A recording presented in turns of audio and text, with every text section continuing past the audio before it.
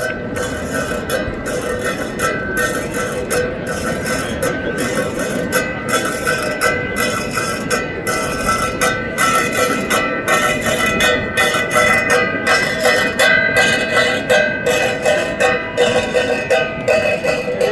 sindaco di Sassari e adesso vi porge il suo saluto e l'augurio per questa giornata così speciale. Un applauso al sindaco di Sassari.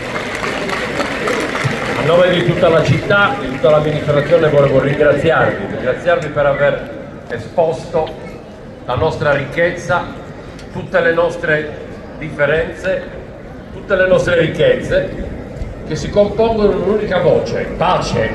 Auguri! Sindaco, adesso noi usciremo da questo contesto perché loro daranno vita anche a una danza ed è oggi la danza della pace, la vogliamo intitolare così, che è il segno dell'amicizia e dell'incontro dei popoli. Quest'anno di una Sardegna che si racconta, magari in un avvenire prossimo, anche di altre realtà che verranno a incontrare le nostre. Grazie ancora al Comune di Sassari. Maria Antonietta Bosu e la danza della Sardegna.